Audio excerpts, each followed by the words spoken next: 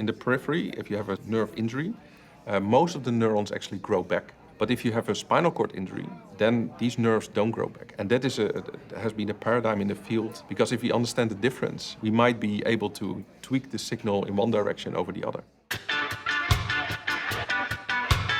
I'm Jane Grogan, and I'm a scientist.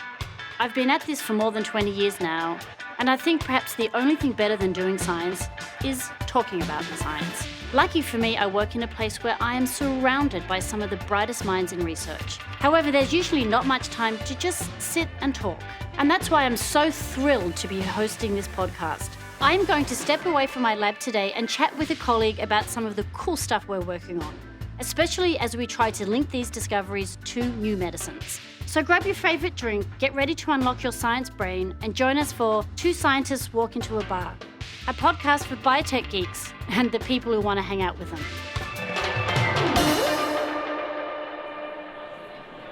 How many neurons do you think we have in our brain? Neurons. Jeez. A lot?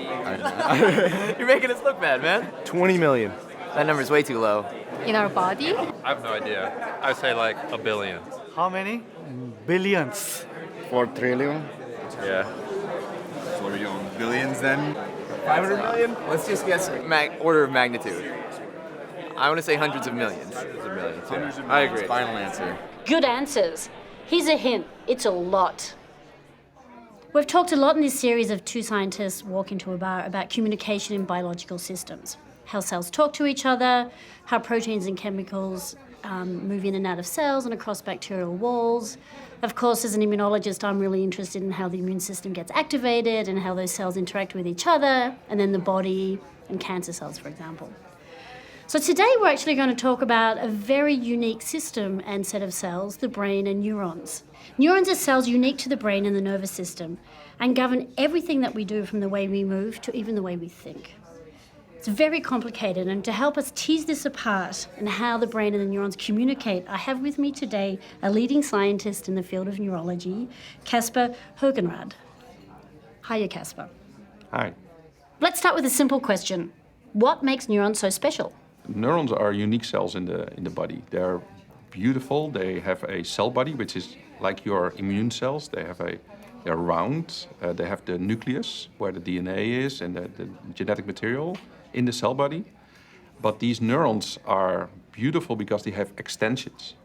And they have two types of extensions. One is called the dendrites. That's more like you have to visualize it as a tree. They have branches, and you have one single axon. And that is just the output of the cell. And the dendrites we call the input of the cell. Before we get into the complexity of how all these neurons interact, I want to talk about size. How long is a neuron? A neuron is unique because it's the longest cell in our body. For example, looking at motor neurons, the cell body and the dendrites are actually in our spinal cord. And then the axon projects all the way to my toes. So in my case, it's a meter long. So this is a cell which is a meter long. That's really fascinating. Jane, Yes, Wellington. that's big. How does that size compare with the size of the immune cells you work with?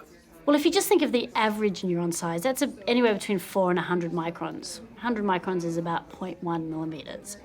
And an immune cell or a white blood cell is very similar in size to that, around 10 microns. So somewhat similar. But if you're talking about the longest neuron, 1 meter, well, we don't need white blood cells that big. How rapidly can a signal move across the cell? Yeah, let me turn around the question and say, if we don't have active transport, how long does it take just to get from one side to the other by diffusion?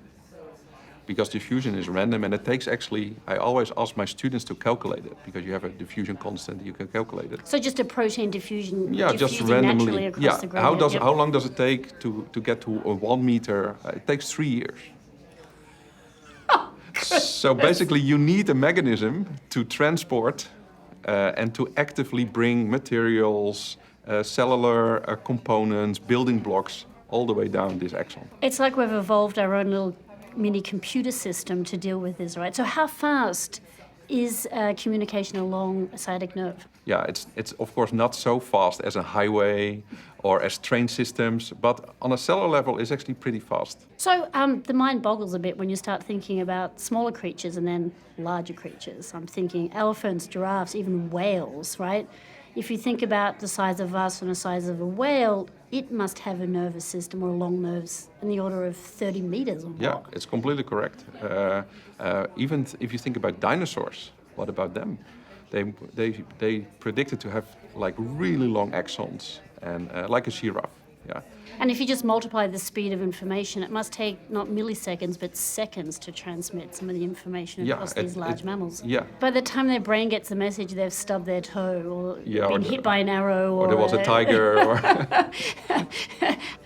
So back to then how communication happens in neurons. Like, how does information go from up to down and down to up, right? Yeah. So you have to think about a neuron as a single unit, we call them. So single cells, but they always are in connection with other cells, with other neurons. So there's always an axon which connects with another neuron, and it always goes from axon to a dendrite. So this dendrite collects information from maybe 1,000, 10,000 other neurons, other axons. So it's not just a one-to-one relationship, it's one cell's connected with thousands of others. No, maybe the listeners, they basically know some older textbooks where they actually always have one neuron connected to another neuron, but it's absolutely not how it is in reality. It's always a couple of thousand neurons connecting to each other. How many neurons do we have in our brain? We have 10 to the 12th neurons in our human brain. That must mean we have trillions of synapses happening between different cells. Yeah, so on average, every neuron has 1,000 to 10,000 synapses, so that will end up to 10 to the 16 number of synapses per brain. I actually don't know who counted that, but this is an average that everybody uses in neuroscience. Do you think that might be a changing number, right? Depends on the person. That's one thing for our young scientists out there to go and calculate. So getting more kind of granular inside this, how do proteins move through the cell and communicate, or neuronal transmitters get released and taken up? We've talked about this a little bit in this series, but there's certainly vesicles that can capture information. But how does information move through the cell, right? There's quite a complex machinery or factory that's there. Yeah, it's also complex biology. So let me start at the beginning. First of all, if you are a protein, let's say a synaptic vesicle, and you want to go to the synapse, first you have to think, do I want to go to the dendrites, where there's a synapse, or do I want to actually go to the axon, where there's a different type of synapse? So you want to go up to receive the information or release the information? Or basically. So that is already a big problem. How do you sort these vesicles and cargos either in the dendrites or in the axon? So that all depends on motor proteins. What's a motor protein? A motor protein is a protein that basically can convert chemical energy to mechanical energy. That means basically it's like fueling a car. You can drive your car because of the fuel. And these motor proteins are basically little cars in your axons and dendrites. How do they know which way to go? That's a very interesting question, and my lab has been thinking about this for many years, and other groups have been thinking about this. It comes down that the cytoskeleton, and basically we're looking at microtubules, which is a subset of the cytoskeleton. These microtubules have a polar structure themselves. So they have a plus end and a minus end, and it has nothing to do with charge. It has to do with the growth speed of the cytoskeleton polymer. So the plus end grows faster than the minus end, and these But it's very directional. It's very directional. Yeah, it can go only one way, and these motor proteins, they recognize this polarity, this intrinsic polarity of the microtubules. Jane, what's polarity, and why is it important for cells in the brain? Well, polarity is about moving in one specific direction, from getting from A to B. So proteins entering the top of a neuron, so to speak, are escorted appropriately and specifically through that neuron to the synapse and over into the neighboring cell. It's like shipping cargo. You don't want your package destined for New York ending up in Sydney instead. I want to take a step back to how the brain grows. How fast does the brain grow, and when is it fully formed? The brain grows, if you look at the size, very rapidly. So there's a lot of cell proliferation, there's a lot of cells made, there's a lot of migration going on, and then after birth, it takes another 2, 3 to 4 years as a child to basically refine everything. So all the cells are in place, but to make the connections, these synaptic connections, that will go on until you're 4 years, 5 years of age.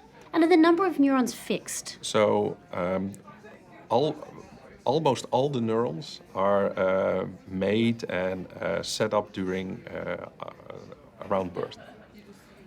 So basically you have a fixed number of neurons in your brain. However, there's some recent evidence that there is a little bit of proliferation in some brain areas, in the hippocampus and the olfactory bulb.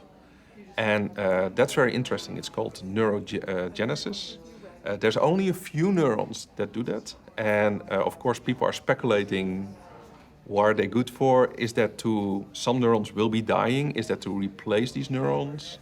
Is it maybe that it's related to some activity of the brain? So it's a very interesting field, but I have to say, over a year, I think in our case, that will be only 100 neurons. I mean, compared to the 10 to the 12th population of neurons. I have a very simple question. If you pull a neuron out of different parts of the brain, do they look the same down a microscope? They look exactly the same. So how do they know how to behave differently? How does a language cell know not to be a thinking cell or a communication cell? Or I think you hit the right question there. That is one of the most, I think, important questions out there in the field. We don't know what it makes it different. Maybe it's not even on a single cell, but it could be the network where this cell is in, and how many synapses they have, how the synapses are, how flexible the synapses are.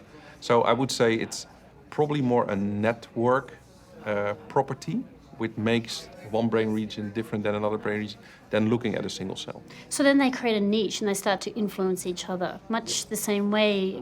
It's different, but analogous to how bacteria find their niches and they communicate to each other, or the immune system gets activated in a certain way, but it will have a different outcome depending on whether it sits in a lymph node or a tissue or the gut. Yeah, exactly. So we can actually, from embryonic brains, we can actually culture neurons.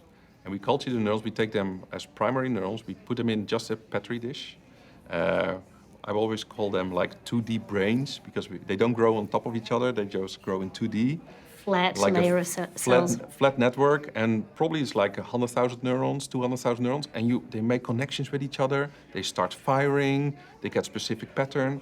So it looks like a self-organizing system, once you have this, as you call it, niche. Having these neurons in dishes allows us to do really basic biology. Understanding how our brain grows helps us in research understand when it's not healthy and what's going on when it's gone through some kind of traumatic injury. So what does happen in traumatic injury? Like, a one-off concussion versus, maybe a footballer's concussion where they've been getting repeated trauma to the brain. Yeah, so the neurons get really stressed. Some neurons will break. And one of the theories is actually that you have a lot of these neurotransmitters what we talked about that normally are involved in the signaling from the axon side to the dendritic side. The glutamate is released abnormally and in abnormal high levels. So not just from the axon, that's coming out of... It's coming out of everywhere, and it's called glutamate toxicity. And basically that will damage a lot of cells in the surrounding. The neurons, the astrocytes, the glia. Yeah. And if that repeatedly happens, of course that will cause all kinds of brain damage. And I think what is an interesting area is to look at brain development, where we actually looking at how a neuron proliferates, decides to polarize and differentiate. We can maybe use that knowledge from the neurodevelopmental field in repairing this damaged area in the brain in a more adult situation. And look, can we reprogram then Do we understand why they polarize? Can we give them signals that they actually start differentiating? Or can we give them one more round of differentiation or proliferation and see, can they form a network? And this is basically, it's very basic biology to understand if you can repair a network, a neuronal network. What about a single nerve? Like when you get a severed nerve from some kind of peripheral, break an arm or... Yeah. So if you have in the periphery, if you have a nerve injury, most of the neurons actually grow back. So that is quite nice. But if you have a spinal cord injury, then these nerves don't grow back, and we don't understand why that is. And that has been a paradigm in the field. How is it possible that peripheral nerves grow back, and in the central nervous system they don't grow back? Because if we understand the difference already there, we might be able to, tweak the signal in one direction over the other. And what's the current thought? Is that something to do with the status of the cell or the kind of support cells that are around those nerves? Both. It could be that the supporting cells basically that proliferate so fast, like the astrocytes, that basically block axons from growing out any further. So in that way, you want to prevent, let's say, the scar tissue from forming, but you also want your axon to grow out. So I think it's the combination of both signals that are required. So blocking cell proliferation, but also making sure your axon actually grows out. So it's very hard to let an axon grow out, and especially in the direction you want, because he has to find the right target. He has to find the right neuronal population, the proper circuitry where he actually was in before. He has to find the right connection, and normally that is set up during development. And now in an adult situation, this one axon has to find his way through all the other neurons and find his partner back again. Jane, what are these supporting cells and how do they play a role in this story? Well, Wellington, there are different types of cells within the brain. We've talked a lot about neurons, but they are not the only cell in town. To optimally function, they need the support of other cells. One example are the astrocytes. We think when neurodegenerative disease happens, it can be because these supporting cells break down. So beyond just severing a nerve out in the periphery, what's going on with more kind of chronic diseases like ALS or Alzheimer's? Yeah, we call these diseases neurodegenerative diseases, where basically the neurons start dying without being hit every day or being being in a boxing fight or something like that. So basically, it happens by age, but for some people they're more prone to getting Alzheimer or Parkinson's disease, and the underlying cause is not known. So if we don't know what is causing it, it's very difficult also to repair. Of course, we have several hypotheses. So there's two main pathological phenomena. One are the A-beta plaques in the brain, and the other one are the tau tangles. And basically, it's absolutely sure if you have these pathological phenomena that there's a very high risk you get Alzheimer. And so, but these are very structural changes within the brain that are associated with abnormal protein production or presence. Yeah, basically it's an aggregation of proteins, both on a beta level and as on tau. And for me, tau is very interesting because tau, we just talked about microtubules and the cytoskeleton, and tau is actually a microtubule binding protein. So suddenly, in a disease state, it's not anymore a microtubule binding protein, but it actually starts aggregating. And that causes all kinds of toxicity in the brain. So you can imagine that if you have normally if you have a long axon and you suddenly start aggregating proteins, it basically will give a clot. We call it always sometimes like a traffic jam, because you fill up this little axon. It's long, but it's very thin. And basically there's no transport anymore possible. So it could be this aggregating of these proteins could be a very initial event in the disease. So I imagine if you could take neurons out of an area that had Alzheimer's and put that into a dish and compare that to a healthy neuron, you'd start to see dramatic differences.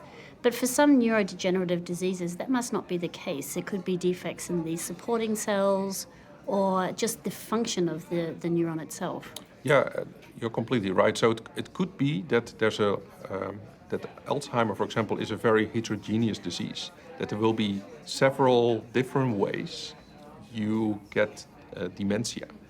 And for now, we put it on one big pile called Alzheimer's disease. But it could be that there's various and actually very different kind of initial causes. For example, it could also be that there's one very strong recent development about neuroimmunity. Basically, that the immune system in the brain is too active. And it starts up eating neurons, these macrophages and other cells. They're just eating up neurons. Maybe they start eating up dying neurons, but also the good neurons. It's interesting. I think this whole field of the immune system being present in the brain, which we normally think of being a protected organ, are actually in there doing good. And as immunologists, we're still really trying to understand what those cells are. And as we know with the immune system, it's got a good and bad outcome sometimes, depending on what it's doing. Yeah, no, I completely agree. And I think what I think is an interesting future perspective is that we need to talk more to immunologists. Neuroscientists need to talk to immunology because we need to understand what these cells are doing and why they are active. Casper, that's why you and I are sitting in the bar right now. So thinking about something like Alzheimer's, where you've got these tangles and there's this inappropriate production or movement of tau and A-beta proteins, is this affecting polarity? Is this why there's a breakdown in then communication? Yeah, there is quite a lot of evidence in the literature and also from our own work, where one of the earliest events in neurodegeneration is actually loss of polarity. So remember we talked about the protein tau, which is a microtubule binding protein, and it actually can cause Alzheimer's disease and prefrontal dementia. This protein is only present in the axon. It's very specific. It's a very nice marker. It only labels axons. But in the first instance, where there's something wrong with that neuron, it goes to the cell body and it goes into the dendrites. So you can see it in patient material, the patient with Alzheimer's disease. You actually see that polarity difference. So the proteins that are normally in the axon and restricted there actually go now to the dendrites. And I can imagine that is like a really bad event if the proteins normally involved in the output of the neuron are now suddenly in the input part. And then, I think this is a mechanism that's just circular. And it gets worse and worse and worse, and then at the end the neuron just gives up. So they're involved, so there's a breakdown in the input, but are they also outputting in the dendrites instead of they're outputting in the wrong place as well? Yeah, that's one of the theories there is basically the input is going to act like an output.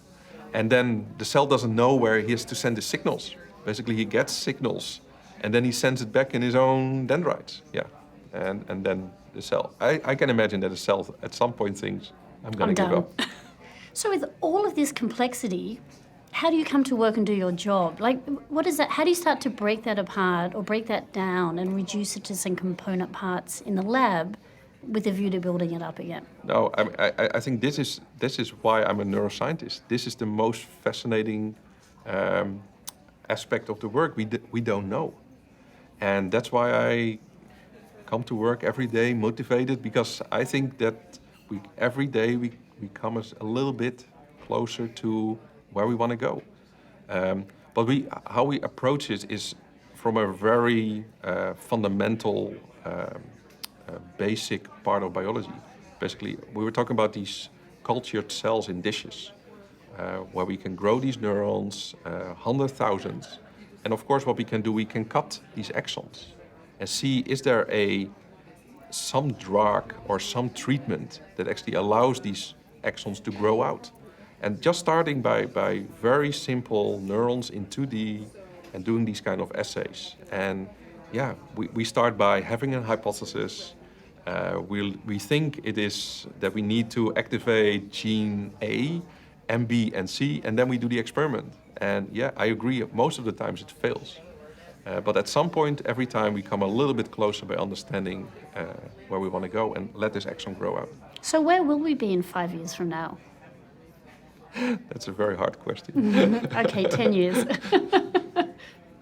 I think in 10 years from now, we understand more of the brain, more of the cell biology, more of the network, more of the connections.